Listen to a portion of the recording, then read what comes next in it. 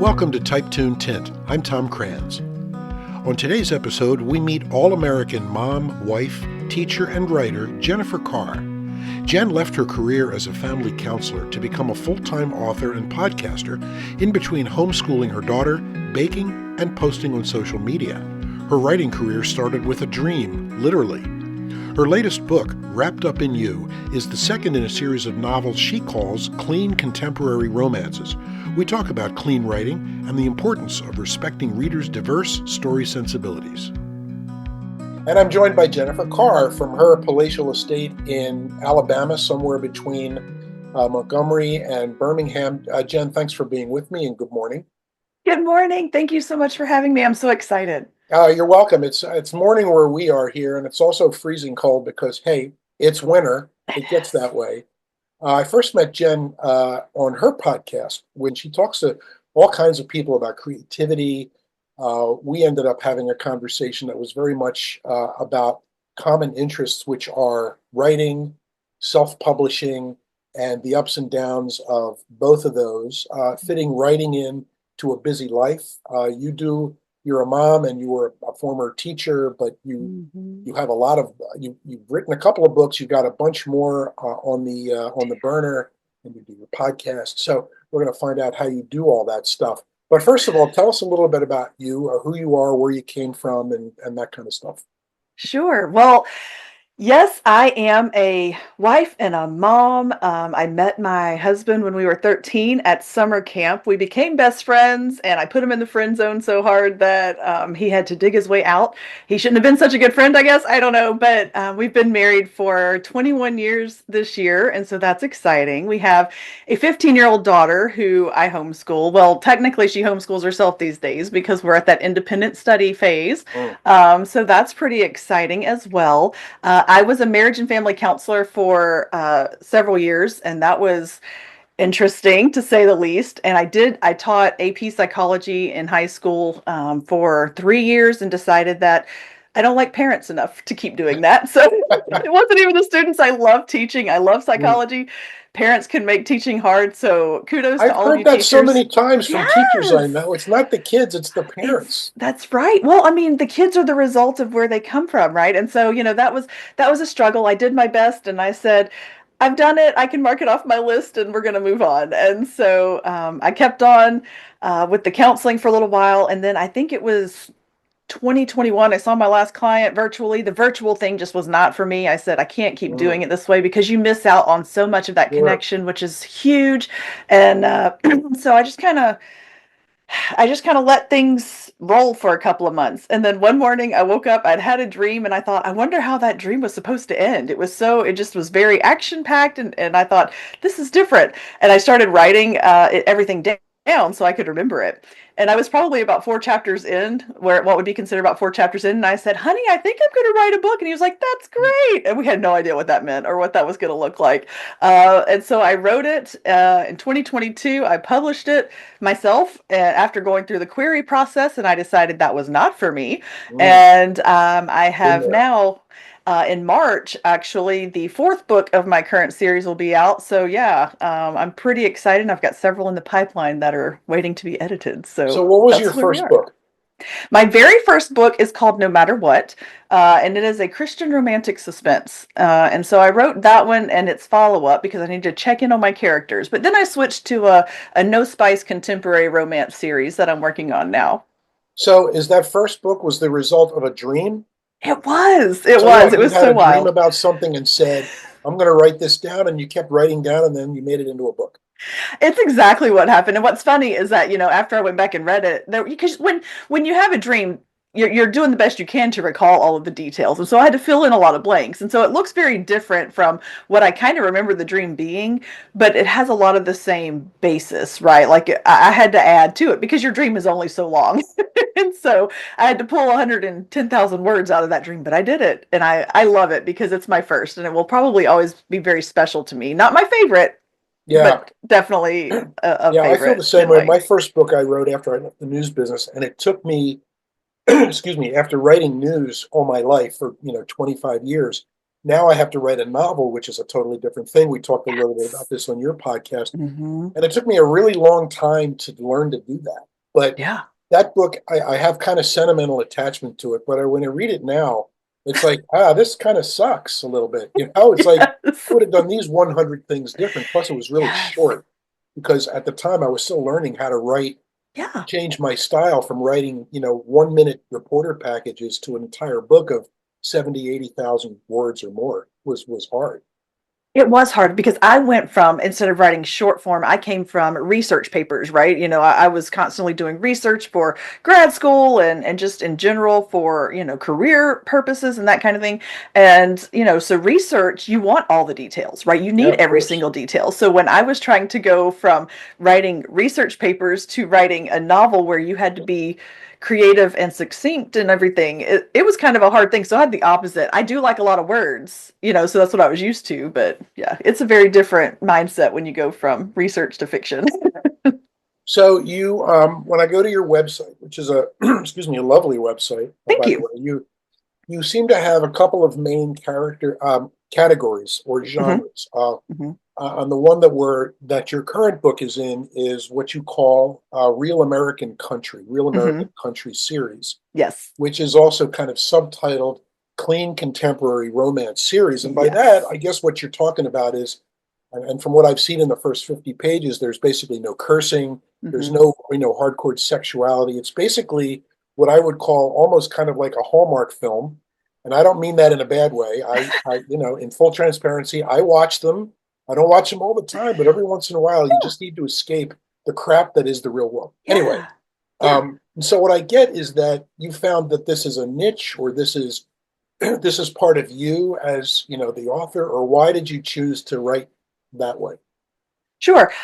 So I like to call it, the term on Amazon is sweet, wholesome contemporary romance. And there are a lot of people who get triggered when you use the word sweet or wholesome or clean contemporary romance, because it makes them feel like if they're reading anything that does contain explicit material, that Yeah, it's it dirty. Well, diminishes that's them in some way, right? right, and that's not my purpose. It's a marketing term that Amazon provides, right? But it is a no spice contemporary romance. And the reason I write that way is because I know that when I was my daughter's age, I didn't need to be reading the things that I could read now as a 41-year-old woman, right? Like there are limits to, but I also wanted the romance and the intrigue and the attraction and the pull and that kind of thing. So I did want to write books that I would have no problem with my teenage to young adult daughter picking up and reading, right? And so if I'm feeling that way, there are probably other moms or just women in general who don't want to read a spicy scene here and there. And so yeah, and it does also follow my moral compass and my values and that kind of thing. But I also knew that there was a market for it.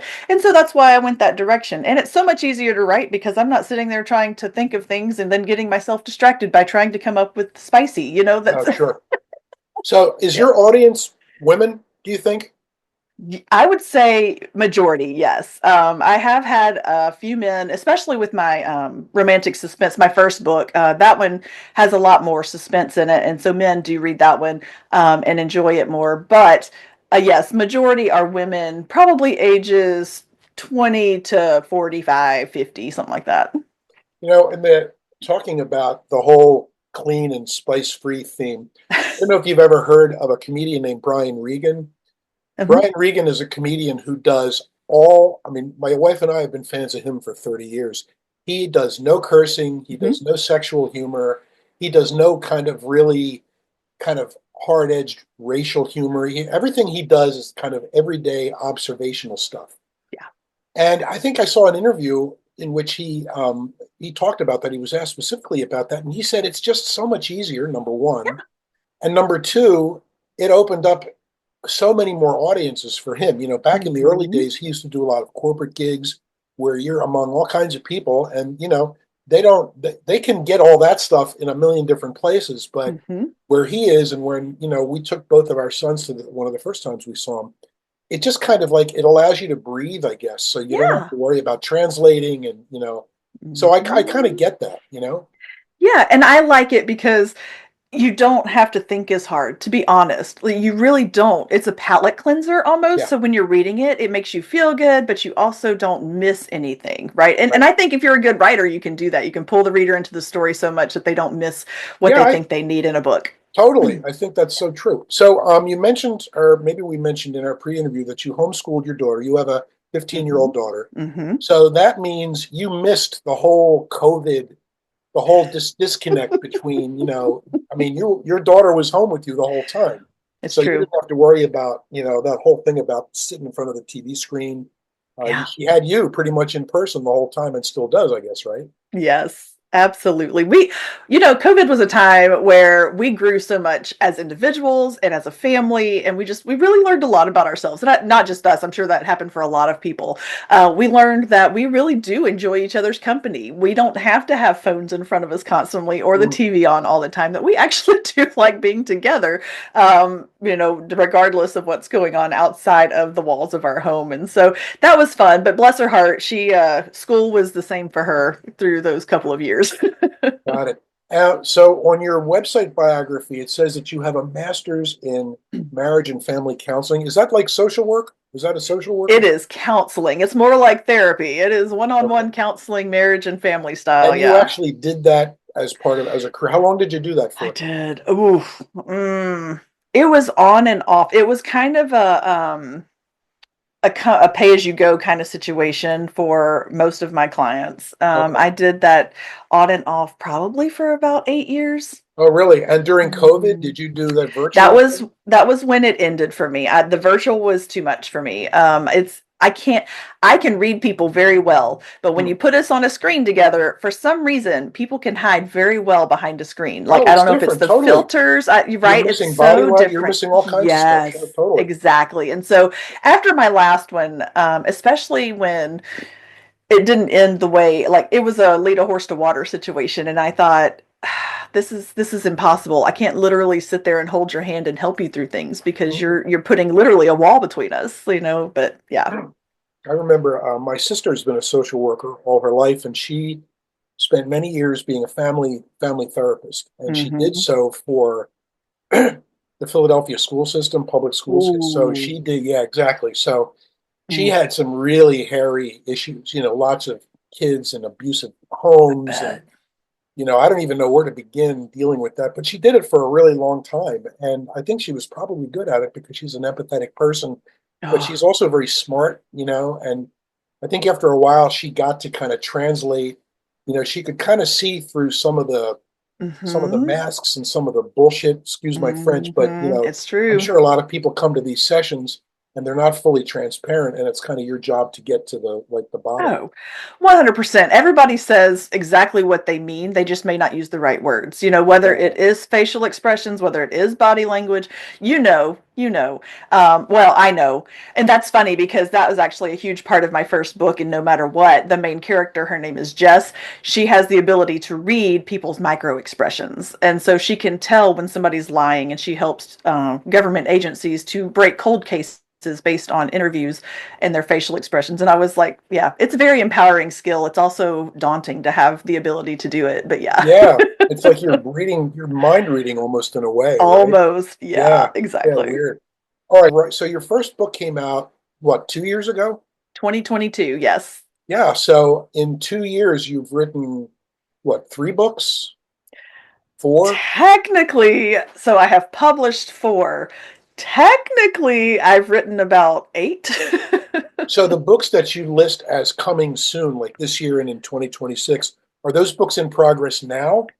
The only one that is not complete is the sixth book of the Real American Country series. The rest of them have been written, and are waiting to be edited. Yeah. So what, in 2 years you've been cranking, you're like a writing machine. When do you do all that? You just kind of, So it's I really guess I guess when funny. you stopped working it got easier, right? It did. And like I said, kiddo is independent studies. And so she comes to me when her computer won't work or when she wants to take a day off. Those are the only reasons that she comes to me for school purposes. And so during the day, if I'm not editing podcasts, which, that can be a full-time job. That actually takes more of my time than writing, if you can believe it. And so with the podcast, but then I sit down every morning. I'm very intentional about my writing. writing.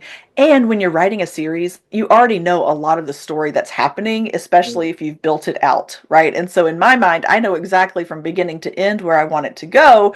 And so I'm just filling in blanks. And so, yeah, there are times where I get very obsessive. I did tell my husband yesterday, I said, I might be a little out of balance this week because I haven't folded laundry in like 3 days because I've been focused, I've been in the zone. So sometimes it's not the best thing, but it happens.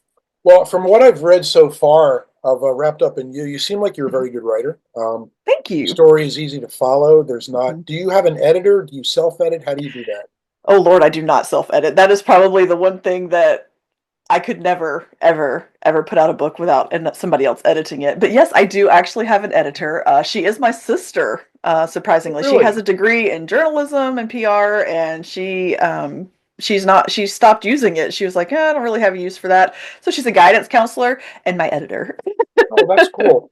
Yeah, Yeah. well, you can tell I because I refuse to spend money on somebody else's opinion. I use online editing tools. I use something called AutoCrit, which I've I actually do too. Yeah. I love that. It Yes, really it cleans up a lot of your crap, it does.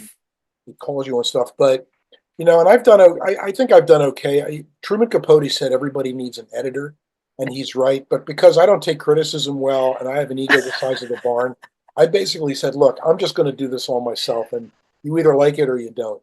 Um, we're going to take a little break here, where I'm going to Yeah. selflessly and shamelessly promote one of my books. But when we get back, we're going to talk about a couple of things. Your writing process, like how do you physically do it? Do you sit and do you cloister yourself at a little desk, or do you shout into your iPhone while you're driving, or what?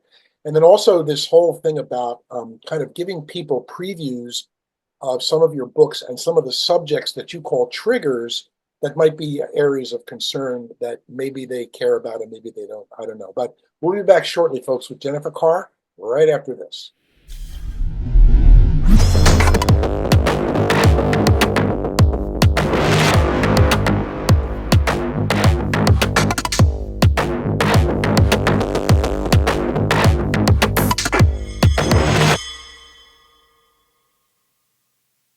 And we're back with Jennifer Carr, who joins us from Chile, Alabama, and I'm here in freezing freaking cold New Jersey.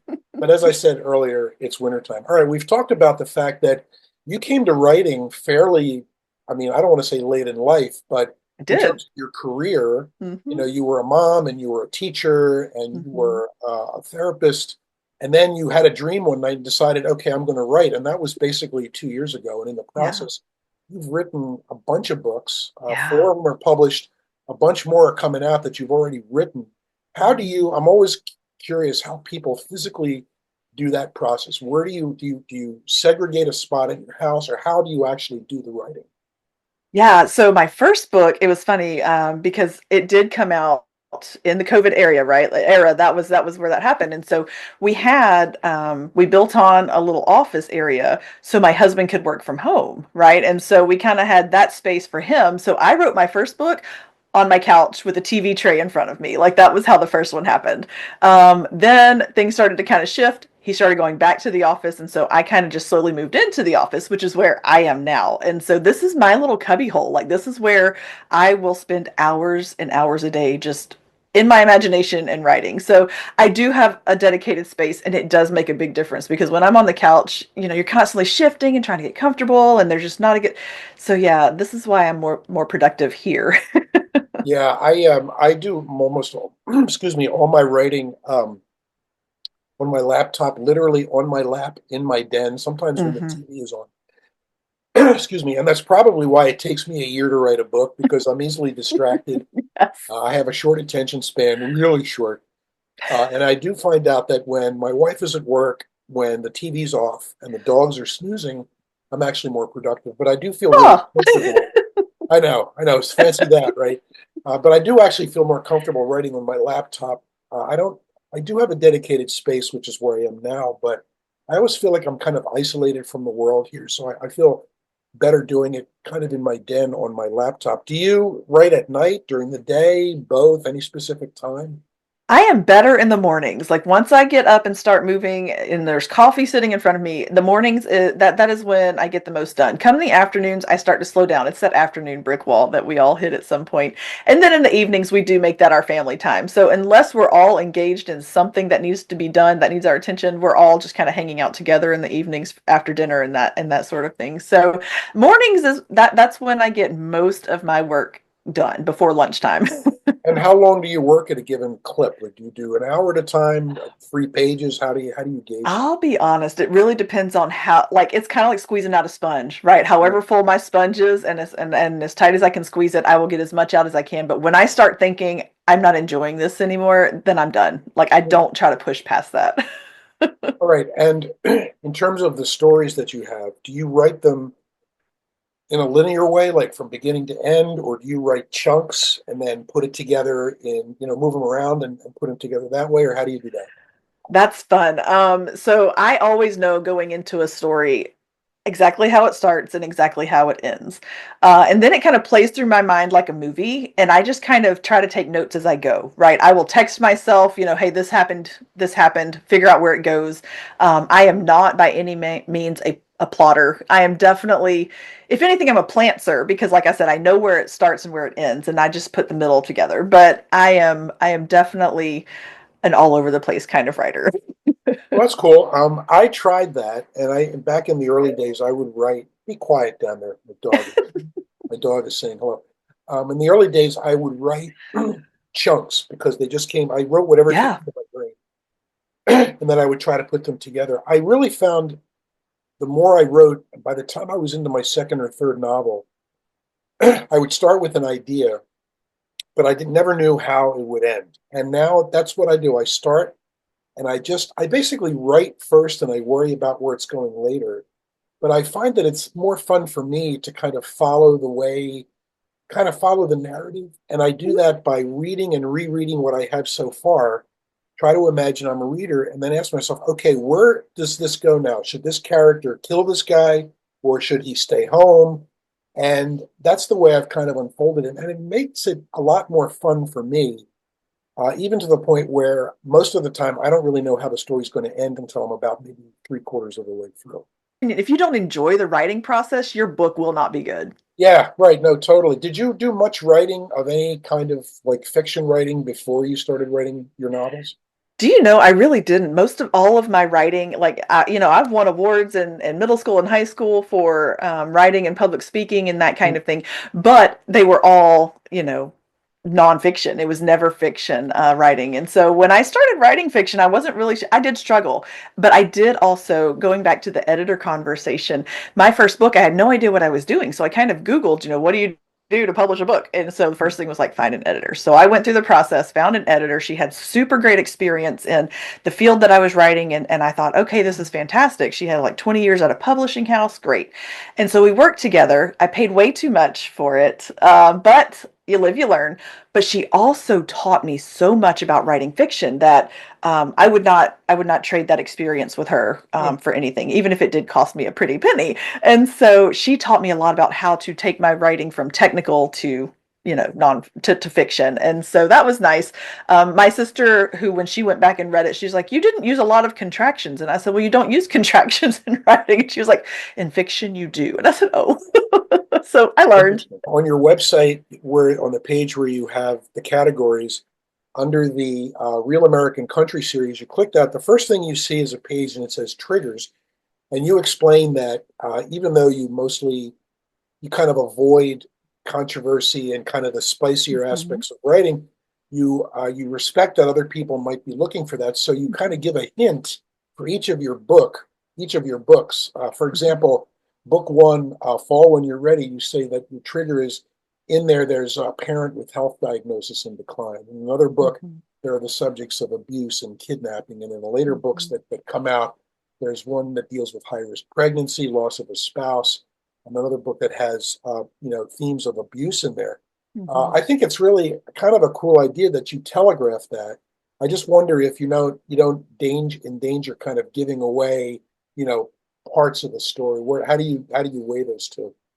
And see, that is such a great question, and it's something that I struggled with before I put it out there. However, I have had a reader come to me and say, I read your first book, no matter what, and there is a spouse that dies in that book, and it's sad, it's tragic, it's terrible. And I didn't warn anybody. And she was like, I literally just lost my spouse, 6 months before reading this, and it was hard to read. And I thought, well, the longer I've been writing and just immersing myself in the romance book world, right? Getting to know other romance authors, secular and non-secular writers. A lot of them have the same struggle. Do I provide triggers? Because there are some people, they don't want to read about domestic violence because they've lived it, right? And it might trigger them. There are other people who they struggle with alcoholism or whatever, but then there are other people who have no troubles. They don't want the triggers. So that's why I put it out there. It says, hey, if you click this, you might spoil it for yourself, but otherwise um, I'm not going to tell you exactly what happens. Now, I did in my current book that comes out in March, Let Me Love You. That one at the beginning, I do give a heads up. Hey, there is mention of physical abuse, domestic violence, that kind of thing. So if this is something that triggers you, don't go past this page. No hard feelings, but don't go past it. And so I don't really tell them what happens, just that it's on the page I somewhere. got you. And That's so, really a yeah, great idea. I mean, for that genre, I guess, especially after getting a note like that from somebody, yeah. that would stay with me too. Yeah, it's How hard. about And I also had, but then I had on the flip side in my second book, The Lost and Found, um, you learned that one of the main characters lost a brother to suicide. Well, I had someone come to me and say, you know what? It was so special that that played such a huge role because I also lost a brother to suicide, good? and the way they dealt with it in the book, that was refreshing. And I thought, So it oh, was a well, that's, positive turn so of you can't make everybody happy, but Yeah, it is kind of a roll of the dice when you write, it is. especially nonfiction. I'm sorry, Yeah. fiction when the story just kind of evolves. Yeah. All right, so what is the name? When is your next book coming out, and what's it called, and all that good stuff? Okay, so Let Me Love You comes out March 4th. And I'm very excited about it. It is book 3 of the Real American Country series, and all of my books are interconnected standalone. So if you pick up book 3 and you've not read book 1, you're fine, right? You'll know people from book 1 and book 2.